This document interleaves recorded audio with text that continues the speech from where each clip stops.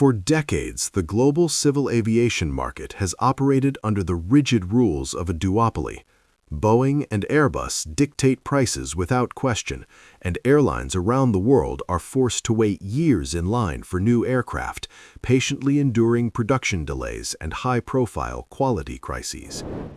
But what if the absolute monopoly of these two giants suddenly cracks and an ambitious new player enters the arena, capable of offering a real alternative? In this article, we will take a detailed look at the phenomenon of Russia's new medium-haul airliner, the MC-21. We will trace its difficult journey from a dependent project through the harshest sanctions to its status as a fully sovereign, modern aircraft. You will discover the technological advantages of this machine, why the systemic problems of Western manufacturers have created a historic window of opportunity for it, and how the MC-21 has the potential to shatter the established status quo, forever changing the global aviation market.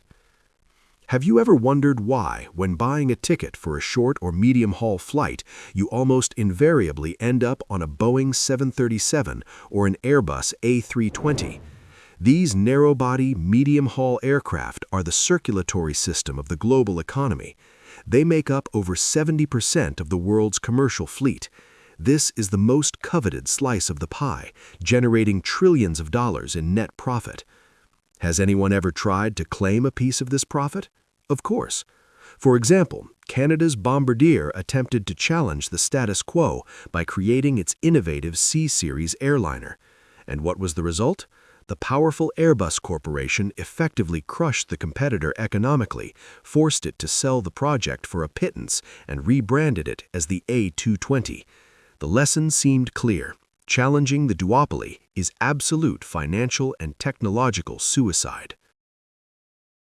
And now, onto this minefield steps Russia. The ambitious MC-21 project, short for mainline aircraft of the 21st century, is taking shape. The goal was daring, not just to patch holes in the domestic market, but to create a next-generation airliner capable of entering the international arena and forcing the monopolists to make room. But how do you convince conservative airlines accustomed to Western service to buy a Russian aircraft? An investigation into the creator's strategy reveals a remarkably clever approach. The MC-21 was conceived as a kind of Trojan horse for the global aviation industry. The plan was simple, clear, and elegant, to combine the strong Russian aerodynamics school with Western components already familiar to the market. In the initial version, advanced American Pratt & Whitney engines were to roar under the wings. The cockpit was equipped with French Thales avionics, but the main trump card was the innovative composite black wing, woven from imported materials, giving the aircraft phenomenal fuel efficiency. The plane was turning out wider, lighter, and more comfortable than the cramped cabins of aging 737s. The stakes in this game rose with each passing day of testing. When the MC-21 first took to the skies and confirmed its performance, Western aviation analysts began to nervously whisper.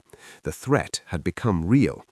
It seemed that only a few steps remained before its triumphant entry onto the world stage. Billions had been invested, international certificates were ready for signing. However, the creators of the MC-21 had no idea that their brilliant bet on global cooperation contained a fatal, destructive flaw. The perfect integration plan was about to turn into a merciless trap, one that was meant to bury the project forever. The plan that was supposed to open the grand doors to the global market for the Russian airliner suddenly turned into the most terrifying nightmare in the history of Russian aviation.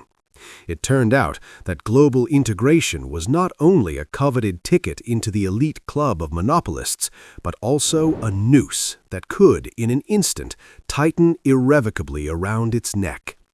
What do you think would happen if, a second before the starting pistol fired, an Olympic sprinter had his running shoes taken away and his oxygen cut off? That is precisely what happened to this ambitious airliner. A geopolitical storm broke, and an unprecedented avalanche of technological sanctions descended upon the project. Let's break down what this looks like in practice. A modern mainline aircraft is not just a giant metal tube with seats. It's an incredibly complex global construction set consisting of millions of parts that are created and tested over years all around the world. And imagine this, you've almost assembled this masterpiece. You're just a couple of steps away from triumph when suddenly your Western partners cold-bloodedly take away half of the most important building blocks and burn the instructions. The blows rained down one after another with frightening precision. First, they struck at the very heart of the innovation, the composite black wing. What makes it so special? These ultra-light and ultra-strong carbon fiber filaments allowed the wing to be made so thin and long that the MC-21 gained phenomenal aerodynamics and fuel savings. This was the main technological advantage against Boeing. And in one day, the supply of raw materials from the USA and Japan was completely cut off. No raw materials, no wing. No wing, no plane. But the reprisal didn't end there. The stakes continued to skyrocket with each new wave of restrictions. Following the composites, there came a refusal to supply Pratt & Whitney engines, the fiery heart of the aircraft. Then deliveries of hydraulic systems, landing gear, and life support systems were cut off. And finally, the coup de grace, a total embargo on imported avionics. The airplane that just yesterday had amazed experts during tests was overnight struck blind, deaf, and robbed of its ability to fly. Put yourself in the shoes of the engineers. You've spent 10 years of your life and billions of dollars creating an elegant machine of the future, and now you're told that over 50% of its onboard systems must simply be tossed onto the scrap heap of history. This is tantamount to being asked to reinvent the wheel, the engine, and the microchip all at once, and under conditions of the most severe isolation. The mass production timelines, which airlines had been waiting for like manna from heaven, were pushed to the right with a deafening crash by several long, agonizing years. Schedules were shattered, prospects left hanging in the air. At that moment, Western aviation analysts and top managers of competing corporations were already popping champagne corks. The verdict of the global community was harsh, logical, and unequivocal. The MC-21 project was dead, finally and irrevocably. Not a single country in the world, not even technological giants like the USA or a united Europe on their own, is capable of creating all onboard systems from scratch without external help in just a couple of years. This was considered absolute fantasy, violating all the laws of the global economy. It seemed the perfect trap had snapped shut, and the troublesome Russian threat was eliminated forever. The project was plunged into darkness. The airplane became a high-tech phantom, locked away in hangars. But while competitors celebrated their victory, behind closed doors in secret design bureaus, a response was being prepared, one that was destined to turn the entire global industry upside down. What if a deadly poison could be transformed into a powerful advantage? And how could something that was supposed to guaranteed to kill the airliner suddenly make it the most dangerous competitor in history? Do you know how a powerful vaccine works? A virus is introduced into the body, so the immune system learns to fight it and becomes invulnerable.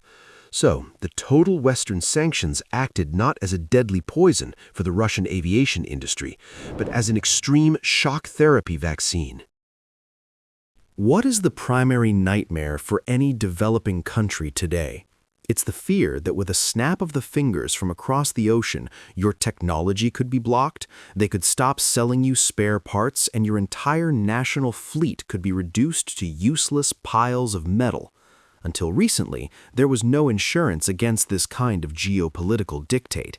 But then, something completely unthinkable happened.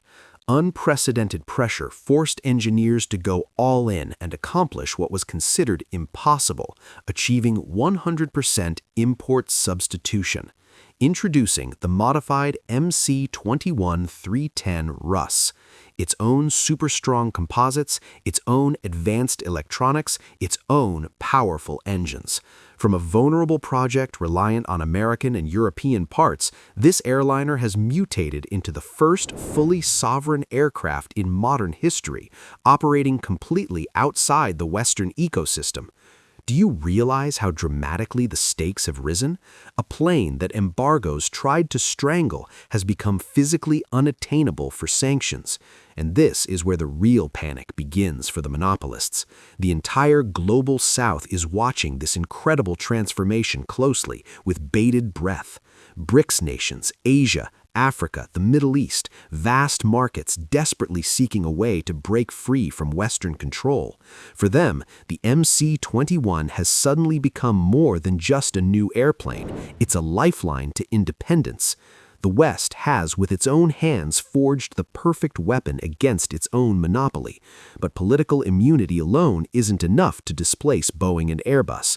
The aircraft has to be a technical masterpiece. And this is where it gets truly intriguing. What lies hidden inside this survivor? Can it genuinely outperform its Western rivals in the sky? Let's take off the rose-tinted glasses. Perfect aircraft don't exist.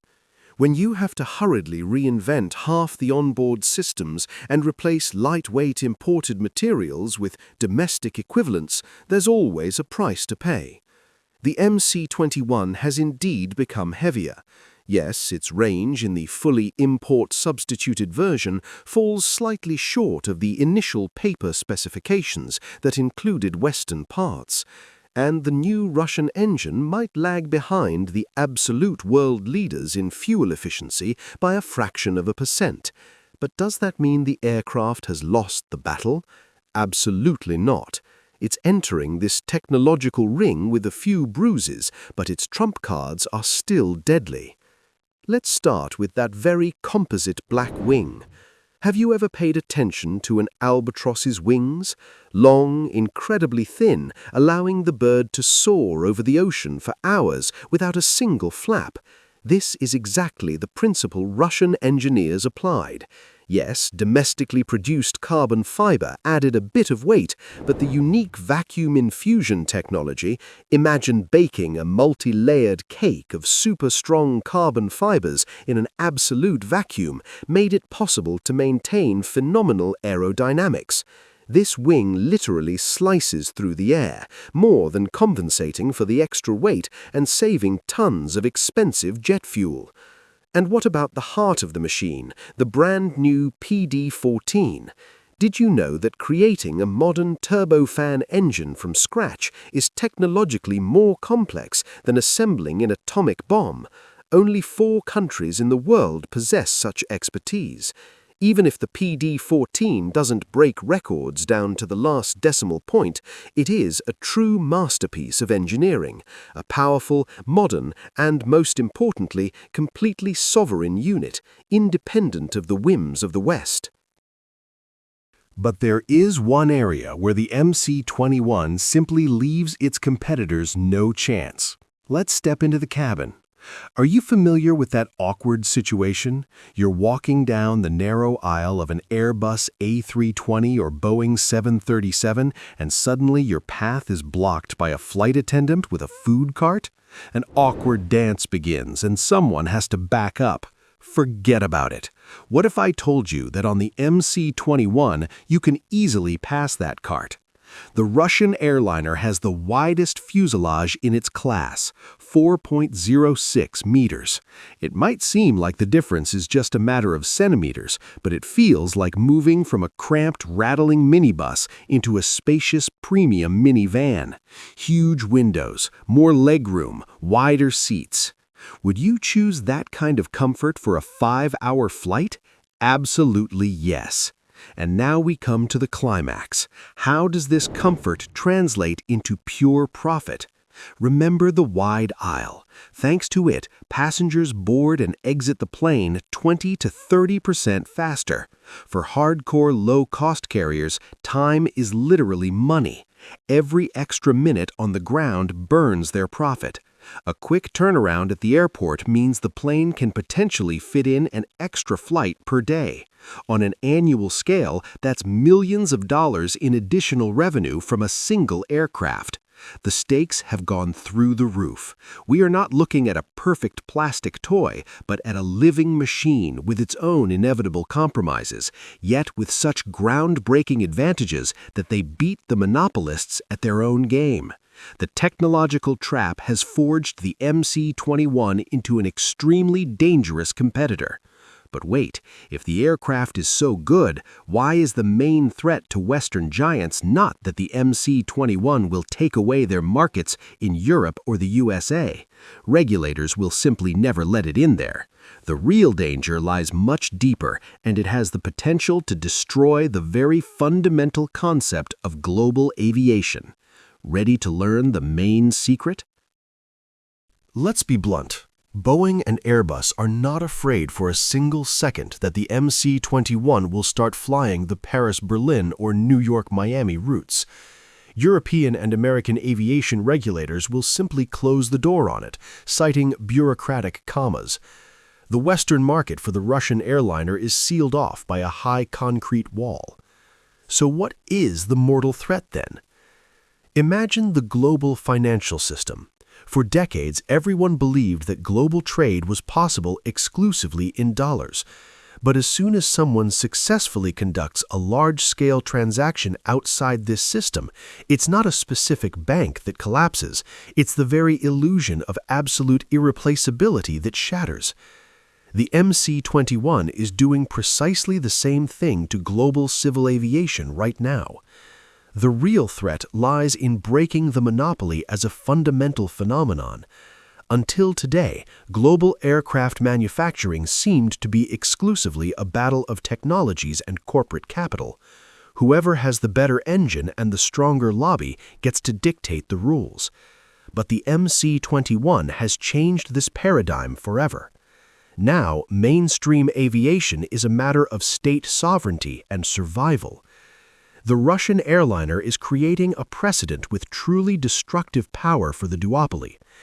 It turns out that a modern, safe, efficient, and incredibly complex mainline aircraft can be built without asking permission from Western corporations at all, without their microchips, without their software, without their blessing. Do you realize how dramatically the stakes are rising? Right now, this precedent is being studied with bated breath in Beijing, Delhi, Tehran, and Brasilia. If the West's monopoly in one of the most high-tech sectors has been broken, then the rules of the game on the planet have changed forever. The global South has realized a real alternative exists. The illusion that you can only fly on Boeing or Airbus machines has finally crumbled to dust. But if the rules of the game have changed, what exactly will this new multipolar sky look like? And what will happen to the market in the next 10-15 years when the domino effect becomes irreversible? Let's look 10-15 years ahead. What will happen when this dam finally breaks? First, the MC-21, like water filling a dried-up reservoir, will gush into the Russian domestic market. Western aircraft will be methodically, step by step, pushed out of the schedules of Russian airlines. But this is just a warm-up before the real storm. Imagine a giant chessboard where a humble pawn suddenly becomes a fearsome queen. As soon as Russia fine-tunes the assembly line and establishes international service centers, global expansion will begin. Where will the MC-21 fly? To India, Iran, and the countries of Africa and Latin America. These colossal, growing markets are desperate to get rid of the suffocating dictates of Western corporations. But are you ready for a truly frightening scenario for the West? What if Russia joins forces with China and its new C-919 airliner? Imagine this powerful technological alliance of the East, limitless Chinese manufacturing capacity combined with unique Russian engineering prowess. This is no longer just market competition. This is the ruthless division of the world's skies in half. The stakes have reached an historic high. Multipolarity in aviation is turning from a daring dream into an inevitable reality. The monopolists can erect any walls of new restrictions, but stopping this tectonic shift is no longer possible. Ultimately, where will this epochal battle for the skies lead? Let's sum it up. The journey of the MC-21 from a dependent international startup to the flagship of absolute technological sovereignty has been incredibly difficult and full of dramatic twists. But it was these harsh trials that forged it into a unique machine. For the first time in half a century, Boeing and Airbus are facing not a local contraption that can be easily crushed economically, but a formidable competitor, playing by completely different rules, the rules of total independence. Even if the MC-21 captures just a small percentage of the global market in the coming years, it will be enough to trigger an irreversible chain reaction. The era of unconditional Western dominance in the skies has come to an end. Global aviation has forever ceased to be an exclusive club for two, and the evolution of this market is now inevitable. Will the Western giants be able to strike back, or does a slow decline await them? What do you think? Will the MC-21 manage to definitively break the global duopoly and become the new king of the sky? Be sure to share your opinion in the comments. Let's discuss this tectonic shift together. If you enjoyed our aviation investigation, subscribe to this YouTube channel right now and hit the bell. We have even more exciting videos for you about the hidden secrets, engineering triumphs, and major failures of global aviation. Click on the video that is now appearing on the screen to continue your deep dive into the world of large aircraft. See you in the next episode.